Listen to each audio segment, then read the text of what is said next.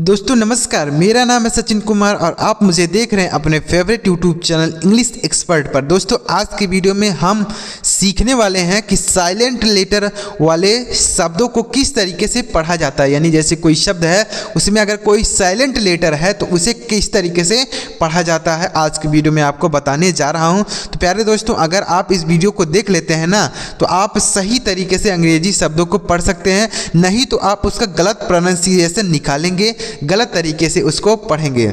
तो इस वीडियो को आप लास्ट तक देखिए प्यारे दोस्तों। अगर आपको वीडियो पसंद आता है तो ही लाइक कीजिएगा और चैनल पर पहली बार आए हैं तो चैनल को भी सब्सक्राइब कर लीजिएगा और वीडियो को भी लाइक जरूर कीजिएगा अगर आपको वीडियो पसंद आ जाए। तो चलिए देखते हैं दोस्तों क्या है आज की वीडियो में, देखते हैं कौन कौन से शब्द देखिएगा। बहुत ही मज़ेदार कॉन्सेप्ट आपके लिए लेकर आया हूँ, साइलेंट लेटर वाले शब्दों को पढ़ने का तरीका। देखिए तो यहाँ पर लिखा गया साइलेंट लेटर शब्दों को पढ़ने का बहुत ही गजब तरीका आपके लिए लेकर आया हूँ। देखिए तो यहाँ पर देखिए सबसे पहले क्या लिखा गया, COMB BOMB THUMB DUMB LAMB। तो यहाँ पर एक चीज़ आप नोटिस कर रहे हैं क्या, यहाँ पर जो B लिखा गया है वह रेड कलर से लिखा गया, इसका मतलब कि यहाँ पर यह बी साइलेंट है। कैसे सर, देखिए तो अगर किसी भी शब्द में यम और बी एक साथ लिखे जाते हैं तो इस यम को तो पढ़ते हैं लेकिन इस बी को नहीं पढ़ा जाता, मतलब इसका उच्चारण नहीं किया जाता। किसी भी शब्द में अगर आपको यम और बी एक साथ लिखा हुआ मिले तो उसे बी को नहीं पढ़ा जाता है। क्या नहीं पढ़ा जाता सर, बी, जो बी होता है ना उसे नहीं पढ़ते हैं, याद रखिएगा। यम और बी एक साथ होना चाहिए तो बी को नहीं पढ़ेंगे। तो क्या पढ़ेंगे सर, जैसे यहाँ पर COMB, तो यहाँ पर यम और बी एक साथ हैं तो इसे क्या पढ़ेंगे, इसे हम पढ़ेंगे COM, तो इसे हम पढ़ेंगे कॉम। क्या पढ़ेंगे, कॉम पढ़ेंगे, इसे कॉम्ब नहीं कॉम पढ़ेंगे। बी साइलेंट है, बी को नहीं पढ़ेंगे। तो कॉम का अर्थ होता है कंघा। क्या होता है सर, कंघा, तो जो अपने बालों में करते हैं ना कंघा, वही कॉम। तो उसका सही प्रोनाउंसिएशन क्या होगा, कॉम होगा, ना कि कॉम्ब। कॉम्ब नहीं पढ़ना, कॉम पढ़ना है। समझ में आ गया प्यारे दोस्तों। तो यम और बी अगर एक साथ रहें तो बी साइलेंट होगा, इसलिए हमने यहाँ पर रेड कलर से हाईलाइट किया है ताकि आपको समझने में आसानी हो। अगला देखिए BOMB, तो इसे क्या पढ़ेंगे, इसे हम बॉम्ब पढ़ेंगे, BOMB बॉम्ब। इसे बॉम्ब नहीं बॉम्ब पढ़ेंगे, यहाँ पर बी साइलेंट है। बॉम्ब, बॉम्ब का अर्थ बम होता है। क्या होता है दोस्तों, बम होता है, तो इसे भी आप याद रखिएगा। अगला THUMB, तो यम बी एक साथ है तो बी साइलेंट है, तो इसे हम थम पढ़ेंगे। क्या पढ़ेंगे, थम, थम्ब नहीं थम, यहाँ पर जो लिखा गया वही पढ़ना है, थम। थम का अर्थ होता है अंगूठा। क्या होता है सर, अंगूठा होता है। तो यम और बी अगर एक साथ रहें तो यम को पढ़ा जाएगा लेकिन बी को नहीं पढ़ा जाएगा। किसको नहीं पढ़ा जाएगा, बी को। देख लीजिए अगला DUMB, तो यहाँ पर यम और बी एक साथ हैं तो इसे हम डम पढ़ेंगे, ना कि डम्ब। इस तरीके से नहीं पढ़ेंगे, ड अधम और ब, ऐसा नहीं पढ़ेंगे, यह गलत प्रोनाउंसिएशन है। डम्ब नहीं पढ़ा जाता, डम पढ़ा जाता है। डम का अर्थ होता है गूंगा। क्या होता है सर, गूंगा। जैसे कोई व्यक्ति है वह गूंगा है तो उसे हम डम बोल सकते हैं, डम्ब नहीं डम बोलना है। समझ में आ गया। अगला LAMB, तो इसे हम क्या पढ़ेंगे, यहाँ पर यम और बी एक साथ हैं तो बी को नहीं पढ़ेंगे, तो इसे लैम्ब पढ़ेंगे, ना कि लैम्ब। इसे लैम्ब ऐसा नहीं पढ़ा जाएगा, यह गलत उच्चारण होगा। इसे आपको लैम पढ़ना है, केवल लैम, बी का उच्चारण नहीं होगा।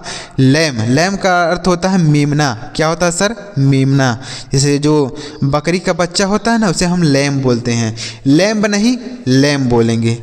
समझ में आ गया इतना दोस्तों। मज़ेदार वीडियो है कि नहीं आपके लिए। अगर यह चीज़ आप नहीं ध्यान किए होंगे तो आप गलत तरीके से पढ़ रहे होंगे, गलत उच्चारण कर रहे होंगे, comb bomb thumb dumb lamb ऐसे पढ़ रहे होंगे। तो ऐसे आपको नहीं पढ़ना है। कैसे पढ़ना है, कॉम बॉम थम डम लैम। समझ में आ गया दोस्तों। चलिए आगे बढ़ते हैं। अब देखिए यह समझ में आया ना। अब देखिए अगला शब्द है BIKENAMESHINEFAMECAME। तो अगर कोई भी शब्द हो, कितना भी बड़ा हो, कोई भी शब्द हो, अगर उसके लास्ट में ई लिखा रहे, कोई भी शब्द हो, किसी भी शब्द के लास्ट में ई होता है तो उसे नहीं पढ़ते हैं, मतलब वह साइलेंट होता है। किसी भी शब्द के लास्ट में अगर लिखा रहे, जैसे यहाँ पर लास्ट में है, यहाँ पर लास्ट में, यहाँ पर, तो यहाँ पर किसी भी शब्द के लास्ट में अगर ई लिखा रहता है तो उसका उच्चारण नहीं किया जाता। जैसे देखिए BIKE, तो इसे क्या पढ़ते हैं? बाइक। क्या पढ़ते हैं? बाइक पढ़ते हैं, ना कि इसे हम पढ़ें BK, ऐसा कुछ नहीं पढ़ रहे हैं ना, तो इसे हम बाइक पढ़ते हैं। बाइक का अर्थ क्या होता है? बाइक मतलब तो बाइक होता है, गाड़ी बोल सकते हैं। समझ में आ रहा है मित्रों? तो अगर किसी भी शब्द के लास्ट में ई रहे उसे नहीं पढ़ते हैं। अगला NEME, तो इसे इस तरीके से नहीं पढ़ेंगे, यन से न, ए से आ की मात्रा, एम से म, ई से ए की मात्रा। ई से ए की मात्रा होता है, लेकिन यहाँ पर ई का उच्चारण नहीं किया जाएगा। किसी भी शब्द के लास्ट में अगर ई होता है तो उसका उच्चारण नहीं, तो इसे क्या पढ़ेंगे? NAME, इसे नेम पढ़ेंगे। क्या पढ़ेंगे सर? नेम। नेम का अर्थ होता है नाम, जैसे व्हाट इज़ योर नेम, आपका नाम क्या है। SHINE, तो इसे हम पढ़ते हैं साइन। क्या पढ़ेंगे सर? साइन। SHINE, साइन का अर्थ होता है चमकना। क्या होता है सर? चमकना। कोई चीज़ चमक रहा है तो बोल सकते हैं दिस इज शाइनिंग। अगला FAME, तो इसे हम फेम पढ़ेंगे। FAME, fame. तो देख रहे हैं ना, हर जगह कहीं भी ई का उच्चारण नहीं किया जा रहा है। तो फेम का अर्थ होता है प्रसिद्धि। क्या होता है सर? प्रसिद्धि होता है। जैसे कोई व्यक्ति प्रसिद्ध है तो उसे फेम मिला है, प्रसिद्धि मिली है। अगला CAME, इसे हम पढ़ते हैं कीम, ना कि इसे कामे, कामे, फामे, साइने, ऐसे कुछ नहीं पढ़ा जा रहा है ना, इसे कीम, फेम, साइन, नेम, बाइक। अगला कीम मतलब होता है आया। केम का क्या अर्थ होगा सर? आया। तो यह नियम आपको समझ में आया दोस्तों? किसी भी शब्द, कोई भी शब्द आप देख लीजिए, एक डिक्शनरी उठा के देखिएगा, अगर किसी भी शब्द के लास्ट में ई रहता है तो उसे नहीं पढ़ते हैं। यह नियम आपको समझ में आया? और पहला नियम क्या बताया था कि यम और बी अगर एक साथ हों तो ये जो बी रहता है इसका उच्चारण नहीं करते हैं। समझ में आ गया दोनों? अगला देखिए, अगला है KNEE, KNOW, KNOT, KNOB, KNIFE। तो देखिए के और यन अगर एक साथ लिखे रहें तो यह के साइलेंट होता है। क्या होता है साइलेंट सर? के साइलेंट होता है। इस यन को पढ़ेंगे, लेकिन यह जो के होगा इसको नहीं पढ़ा जाएगा। जैसे यहाँ पर एग्जाम्पल देखिए लिखा गया है KNEE, तो यहाँ पर के और यन एक साथ हैं तो के को नहीं पढ़ेंगे।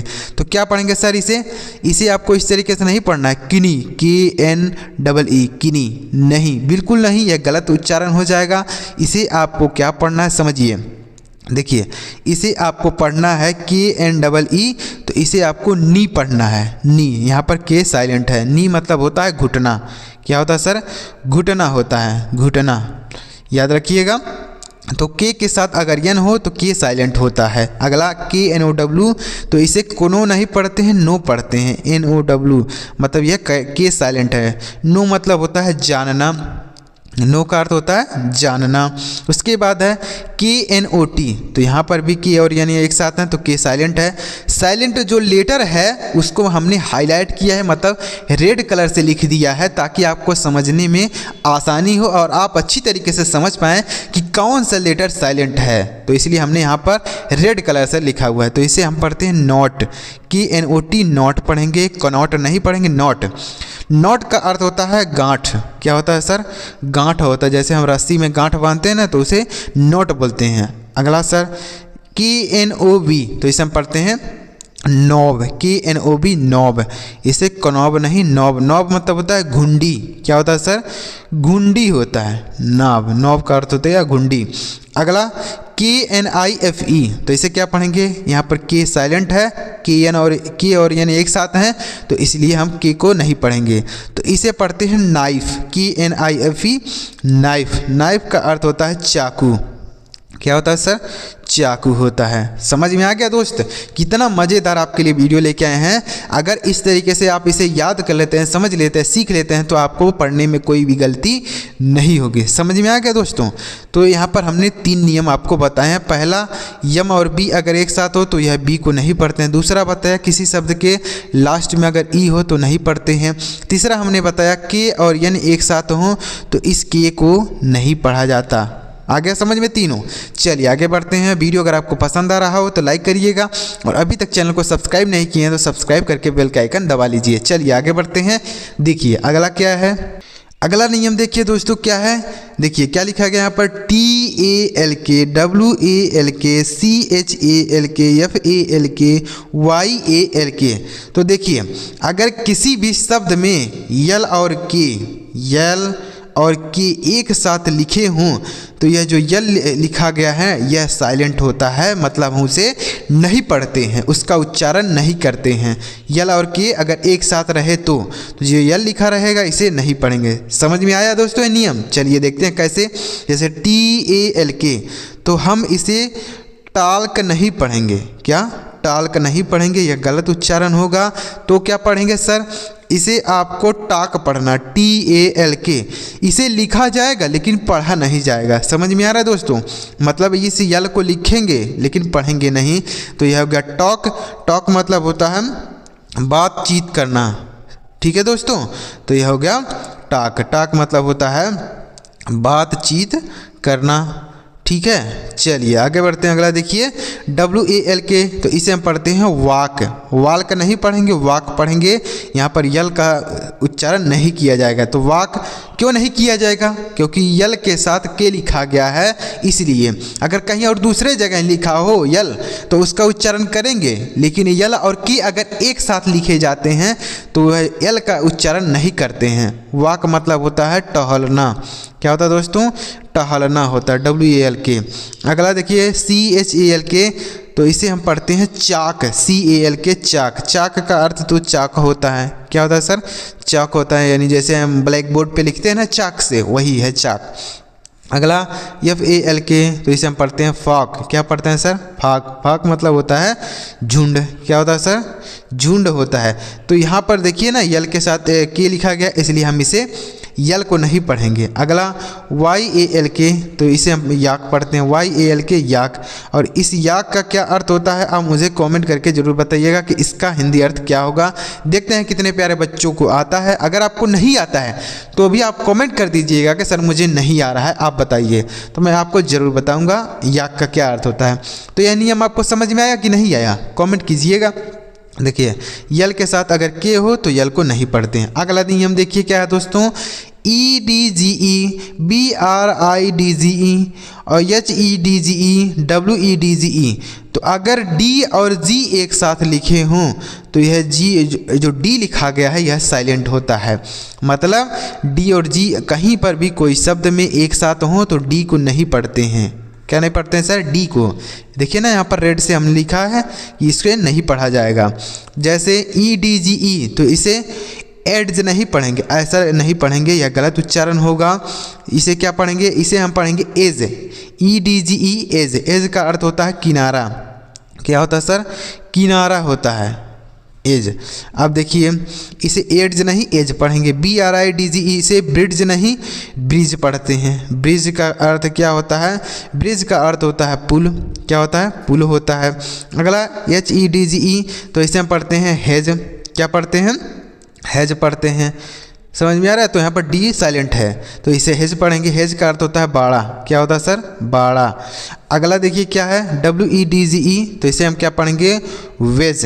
WEDGE wedge. यहाँ पर भी डी साइलेंट है तो इसे वेज पढ़ेंगे। अब वेज का अर्थ भी क्या होता है कमेंट करके बताइएगा। इन दोनों का अर्थ ज़रूर बताइएगा। समझ में आ रहा है दोस्तों? तो यह होगा। तो अगर किसी भी शब्द में आपको अगर डी के साथ जी लिखा हुआ मिले तो यह जो डी रहेगा इसको नहीं पढ़ेंगे। आगे समझ में? चलिए आगे बढ़ते हैं। अगला नियम देखिए HONEST तो HONEST तो अगर H और O एक साथ लिखे हों H और O तो यह जो O लिखा H लिखा गया ना साइलेंट होता है। क्या साइलेंट होता है सर? H। यहाँ पर रेड कलर से हमने लिखा है ना H तो मतलब यहाँ पर H साइलेंट होगा। किसी भी शब्द में अगर H और O एक साथ लिखे हों तो यह जो H होगा इसे नहीं पढ़ा जाएगा। जैसे HONEST तो इसे हम हॉनेस्ट नहीं पढ़ेंगे। क्या सर? हॉनेस्ट नहीं पढ़ा जाएगा, गलत उच्चारण होगा। इसे हॉनेस्ट बिल्कुल नहीं पढ़ेंगे। तो क्या पढ़ेंगे सर? तो इसे हम पढ़ेंगे ऑनेस्ट। क्या पढ़ेंगे सर? ऑनेस्ट। ऑनेस्ट पढ़ा जाएगा। ऑनेस्ट का अर्थ होता है ईमानदार। क्या होता है सर? ईमानदार। तो ऑनेस्ट हो गया। समझ में आ रहा है दोस्तों? तो अगर H और O एक साथ लिखे हों तो ये जो H लिखा गया है यह साइलेंट होता है। अगला HOUR इसे हम हावर नहीं पढ़ते हैं, यह गलत उच्चारण हो गया। तो क्या पढ़ेंगे सर? इसे हम आवर पढ़ेंगे। HOUR our. आवर का अर्थ होता है घंटा। क्या होता है सर? घंटा होता है, HOUR। तो इसे आवर पढ़ेंगे। ECHO, तो इसे क्या पढ़ेंगे? इको। क्या पढ़ेंगे सर? इको पढ़ेंगे। यहाँ पर एच साइलेंट है, इसे ईचो नहीं पढ़ेंगे, इको। इको का अर्थ होता है गूंज। क्या होता है?